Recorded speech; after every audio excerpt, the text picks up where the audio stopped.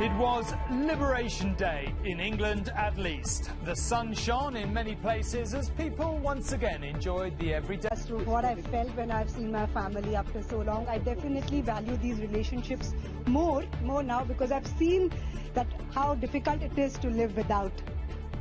The fact that quite a lot of people were out playing golf at 1 minute past midnight kind of says it all. So what next in this complicated, torturous pandemic? Also on News at 10 tonight. The world is watching, say George Floyd's lawyers, as the man accused of murdering him goes on trial. The terrifying ordeal of those trapped by Islamist insurgents in northern Mozambique. A birthday present for a Huntmaster. New allegations about one of the nation's oldest hunts.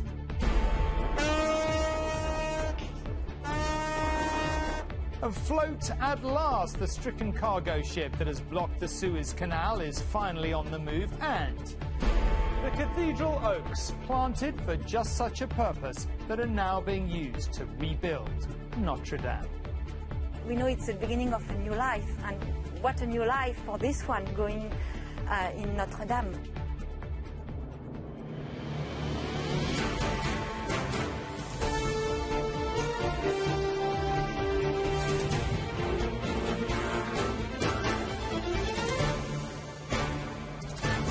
This is ITV News at 10 with Tom Bradby.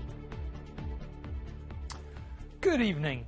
All across England today, in our parks and our gardens, at outdoor swimming pools and on tennis courts, there was the return of sights and sounds that have been missing from our lives all year. The easing of lockdown restrictions meant people could enjoy simple pleasures we once took for granted. The sunny weather in places certainly helped. Family and friends could finally reunite outside under the rule of 6. And outdoor sports were back on too, with some golfers hitting the fairway at a minute past midnight, which showed, frankly, a degree of real commitment. The Prime Minister insisted people should remain cautious, though. For many, today was simply a day of joy and relief that the worst of the pandemic and the restrictions it brought seem to be over. A nation that's known so many dark days and had to live with so many rules and restrictions woke up to something a little bit better. Across England, the new day brought the return of some old freedoms.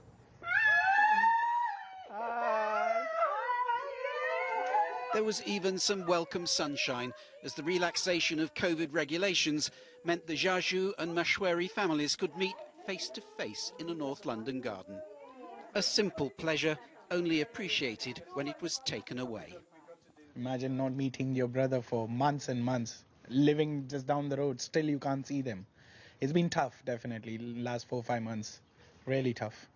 I can't define it in words as to what I felt when I've seen my family after so long. I definitely value these relationships more now, because I've seen that how difficult it is to live without. Across England, families and friends have been reunited. For some, it's not so much a reunion, but an introduction. In Bedfordshire, baby Bella here was born during lockdown and is meeting family for the first time. Absolutely lovely. Obviously, I can't have a cuddle, but that I don't mind. I've seen her. That's important to me. Feet are nicely apart. Outdoor exercise is back on the agenda. Few more enthusiastic than the early morning Tai Chi class at Swadlincote in Derbyshire. The start to a beautiful new freedom, I hope. Still within the rules, still socially distanced, but really enjoying it. They were queuing before 8 a.m. for the outdoor swimming pool at Hathersedge in the Peak District. The sun hadn't yet put in an appearance when the covers were removed, but that didn't seem to matter after months of lockdown. I feel like I've won the lottery. It's being cooped up is not good for physical health, mental health, anything. Feels amazing. There will continue to be restrictions, but today is a significant milestone on the road back to normality, one that brings with it a much-needed feel-good factor and an appreciation of some things, like the company of those we care for and were probably guilty of taking for granted. Paul Davis, News at 10. What a pleasure to see all that joy. And England is not alone in easing its lockdown measures. On Saturday, Wales became the first UK nation to lift travel restrictions. The stay local rule came to an end, allowing thousands of people to head to the beach and mountain beauty spots. The country's lockdown measures will be reviewed again on Thursday. In Scotland, the stay-at-home order will remain in place until Friday, when it will change to stay local. Then, a week from today, hairdressers and garden centres will be allowed to reopen. And in Northern Ireland, up to 6 people or 2 households will be allowed to meet outdoors from Thursday. All right, well, whilst many of us were out enjoying the sunshine today, the Prime Minister made an appearance from inside his brand new £2.6 million briefing room to remind everyone to stick to the rules. We are not out of the woods yet, he and his scientific advisers warned. Yes, more than 30 million people have been vaccinated, but Boris Johnson said we still don't actually know how robust a defence that will be against another wave of the virus. A little red heart for each and every life lost to COVID. Bereaved families are drawing them on the embankment wall opposite Parliament. The first heart I painted today was for my dad, and I've painted many hearts since for all of our lost loved ones that have been cruelly snatched away by this horrible virus, COVID. They say their memorial will eventually be more than half a kilometre long. The cost has been a high one. So speaking from his new briefing room today, the Prime Minister struck a careful tone. I know how much it will have meant to millions of people to have joined someone else for a cup of tea in the garden. And I must stress that it's only because of months of sacrifice and effort that we can take this small step towards freedom today, and we must proceed with caution. There's a great sense of release around the country today with the lifting of some restrictions. Do you worry at all that people might take that too far? What we don't know is exactly how strong our fortifications now are, how robust our defences are against another wave. What we do know is that the lifting of restrictions in England today will cause some more infections. There is a high likelihood that there will be some uptick as a result of the relaxations today, and that was anticipated right from the beginning of trying to lay out where the roadmap would go. Provided people stick to outdoors and at a distance if it's people who are not in their households, the impact in terms of an uptick should be modest. The government has updated its messaging today to remind people of the importance of ventilation. Hands, face, space and fresh air. But could the government itself be doing more? I think the single biggest risk is, of course, what we're seeing happening in other countries where the numbers are still going up. And one of my primary concerns is that under the government scheme, only 1% of those coming from abroad is quarantining. And that seems wrong. We should have a comprehensive scheme for quarantining. And there is considerable concern within government about the rising tide of infections in Europe. So the prospect of a summer holiday on some foreign beach still looks highly uncertain. Carl Dinnan, News at 10, Westminster. And Robert joins me now to talk about all this. Robert, I think we were all struck by how cautious, really, the Prime Minister and his team sounded today, suggesting even if you are vaccinated, you shouldn't hug your grandchildren. Obviously, as Carl was saying, the prospect of foreign holidays still very confusing. What did you make of their tone in particular? Well, look, we've had a lot of false dawns, haven't we, since the start of this crisis. And the Prime Minister's desperate not to get it wrong yet again. And, you know, there are reasons for him to be cautious. Just over half British people have now been vaccinated, or British adults, excuse me. Yes, most of the most vulnerable have had a vaccine, but only one vaccine. That doesn't give total protection. Some of those vulnerable people haven't been vaccinated, and we are seeing a serious surge of infections over in the European Union. And only a few hours ago, there were warnings in the US of a dangerous new surge. So we can't be completely confident that we're out of the woods, but the data is looking pretty good here. So, I think we're all keeping our fingers crossed. The Prime Minister said, no, there won't be another lockdown. Then he added, typical Boris Johnson, that actually, if there is a further lockdown, it wouldn't really be his fault, it would be the British people's fault, because we wouldn't be following the rules. He's basically warning us all not to get too carried away. Just been for a walk with my dog in the local park, absolutely filled with very happy people. Now, I fear that some of those people weren't sticking scrupulously to the rule of 6. I've decided not to look too closely, but like those happy people, I think we're all feeling a bit more cheerful. And I think, just the onus is on all of us to behave responsibly enough so that, a horrible raft of new restrictions isn't imposed. OK. Sensible advice, Robert. Thank you very much indeed.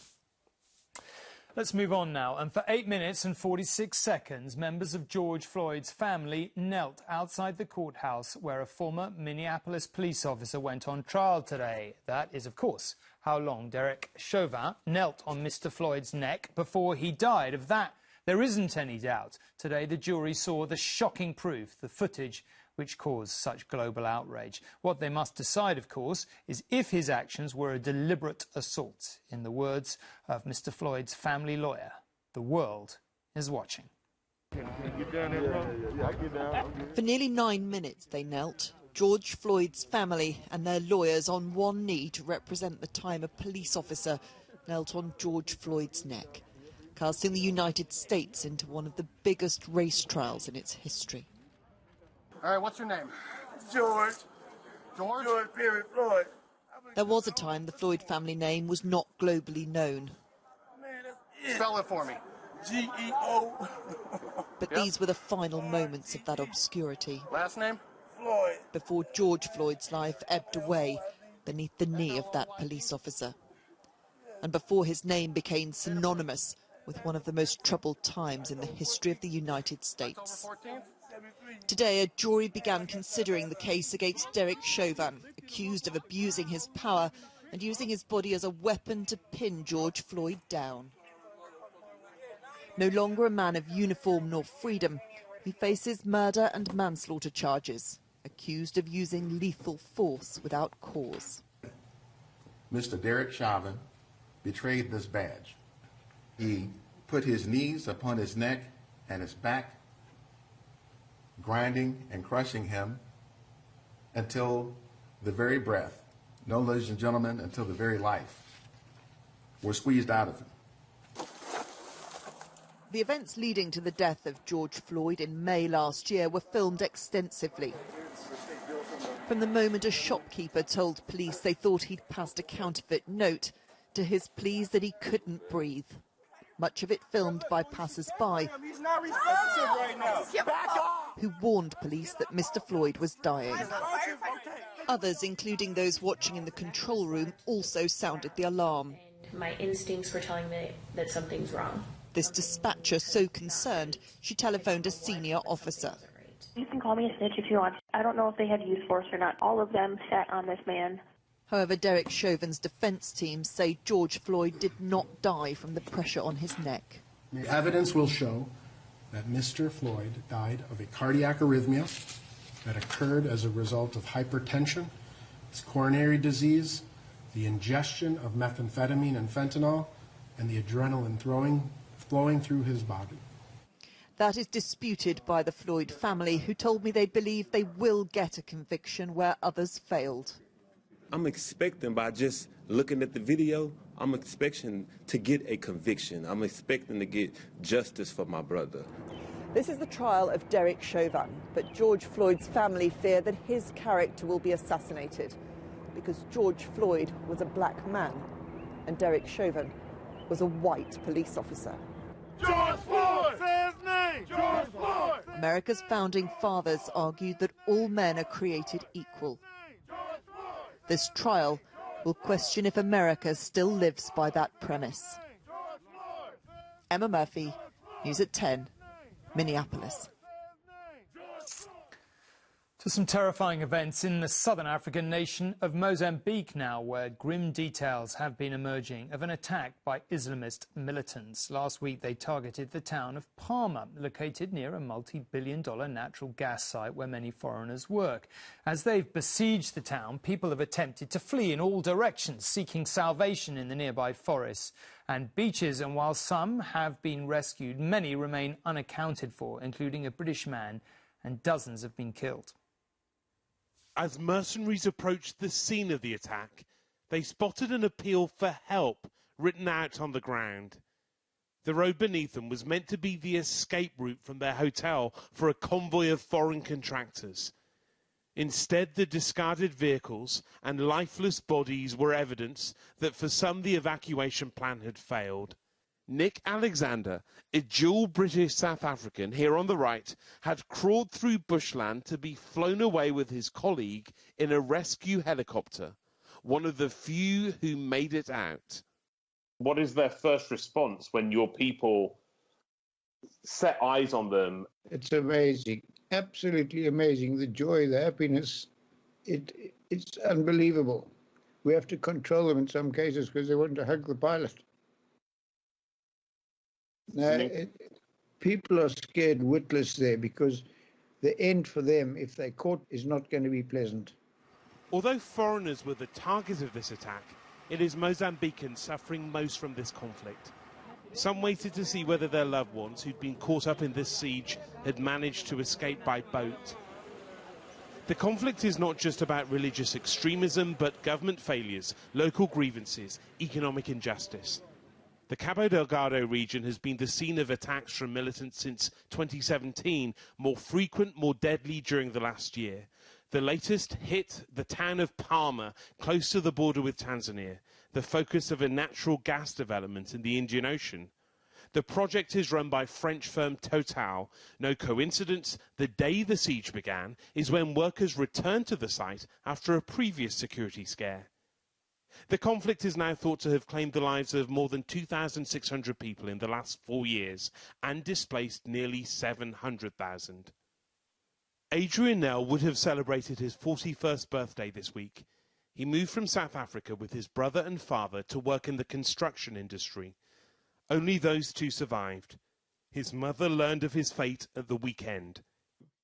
Just total shock, horror, not believing that it can be true, that somebody so energetic and full of life and love and kindness can be taken out like that. You just can't believe it. And yet, on the other hand, you're just grateful for the fact that your husband and your youngest son are okay.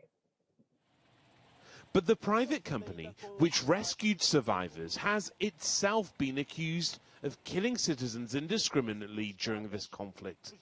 So too have the government forces they were called in to support in the first place. The allegations of abuse are denied, but the international community might not be able to ignore the complexities of what's happening here for much longer.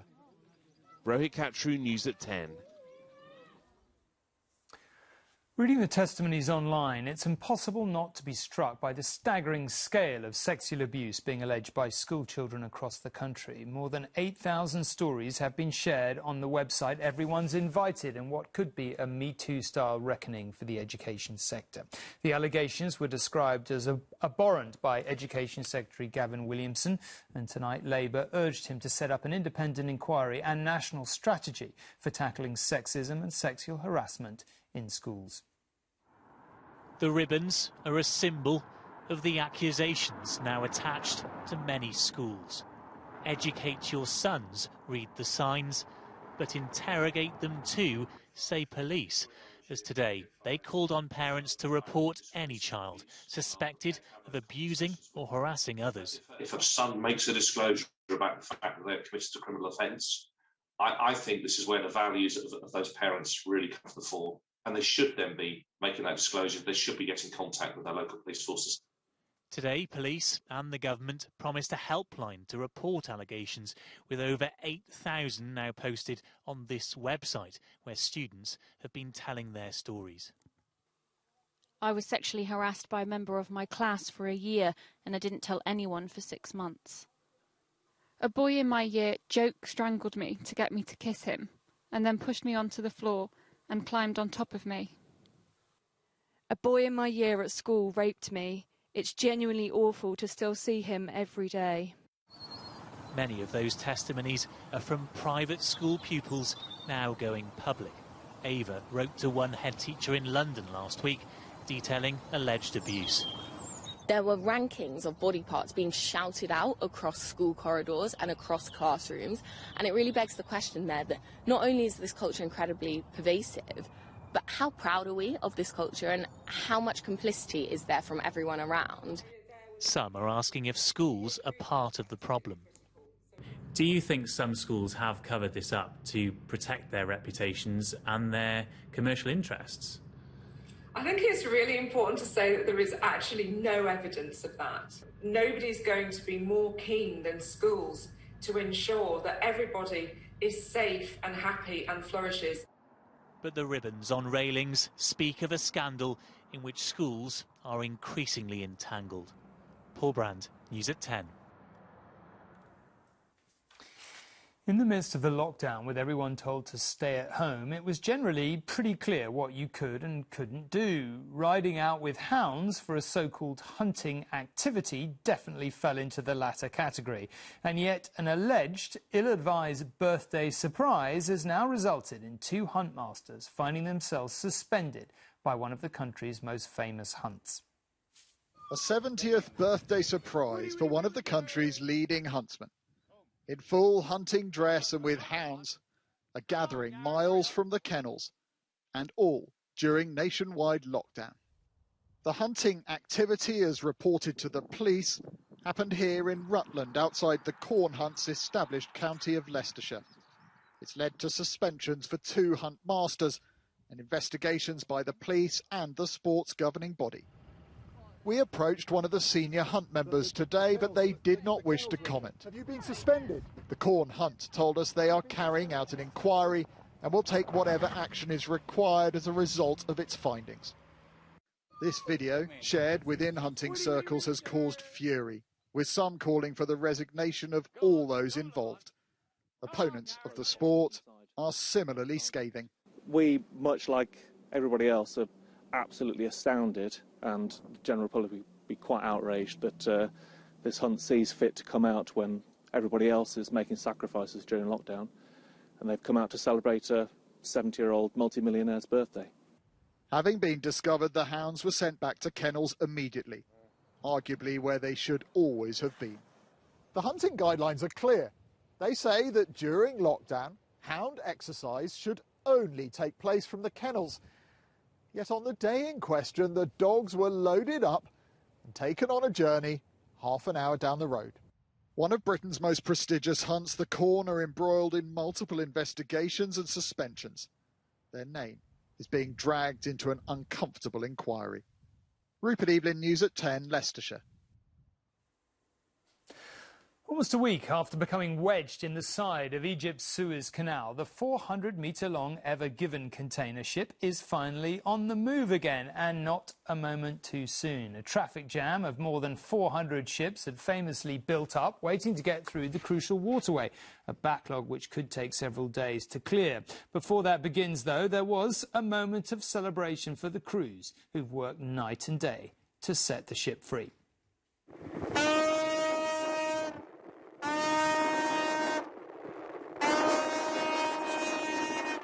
Heralded by a fanfare of horns, the Ever Given is afloat at last. This colossus of the shipping world, now arguably the most famous of container ships, is sailing in a slow and careful procession along the Suez Canal, surrounded by a flotilla of tugboats. But it is still under tow from the salvage team that rescued the vessel after it became wedged across this narrow but vital shipping lane. It's almost a week since the Ever Given first got stuck. Overnight engineers partially refloated it, but it was still blocking traffic.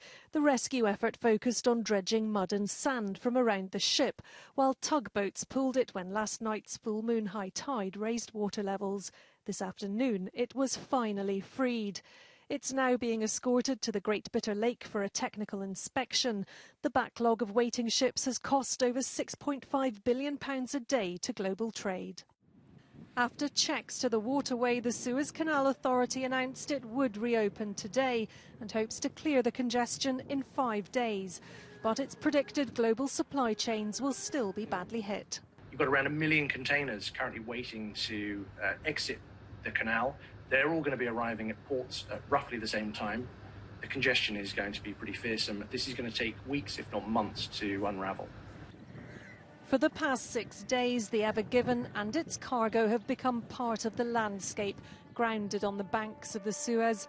Today, a small crowd, dwarfed by the 220,000-ton ship, watched for themselves as this largest of maritime traffic jams finally started flowing again.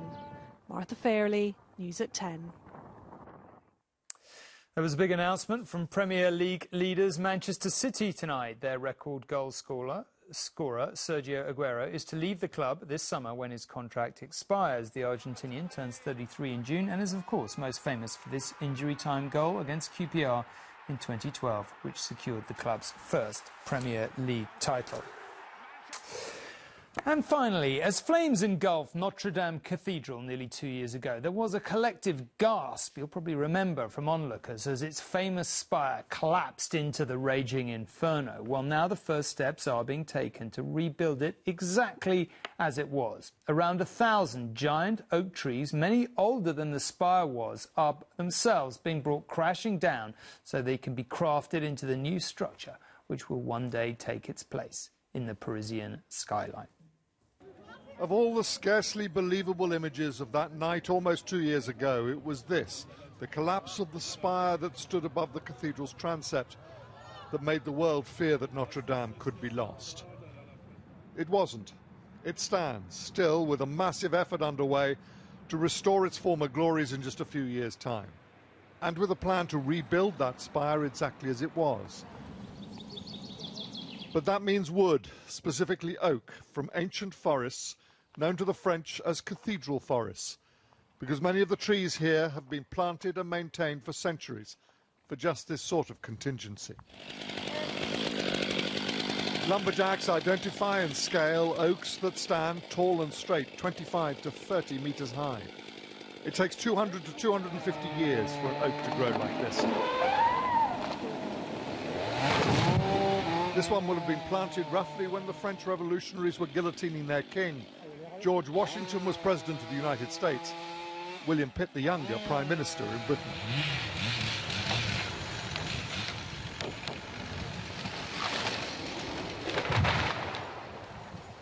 The felling of one of nature's most magnificent creations is a tragic sight, but at the same time it has given this ancient tree a new purpose. So it's the end of its life in the forest, but we know it's the beginning of a new life, and what a new life for this one going in Notre Dame, where this life might be even longer than the life he had in the forest. Only from a trunk like this can you cut the 20-metre-long single beams that will form the base of the new spire. 8 were felled in this forest, all in winter before the sap rises and increases the moisture in the wood. But they will need 1,000 of these oaks cut from forests across France before the restoration of Notre Dame is complete. Back at the cathedral, the chief architect told me why they had decided to stick with wood rather than switch to metal or concrete. Le bois, ça pousse, on le coupe, il repousse. Wood grows, you cut it, and then it regrows, he says. It also captures and stores carbon and is extremely durable, so you see wood is, ultimately, a very modern solution. Trees will die so that Notre Dame can be restored to life, but what a rebirth that will be of one of Europe's greatest cultural and religious treasures. James Mates, News at 10, Paris. The idea they may have been planting those trees for this purpose in the middle of the French Revolution just takes your breath away, doesn't it? That's it. A day of joy for people up and down the country as the government warned us to be careful. That's it. Good night. Thanks for watching.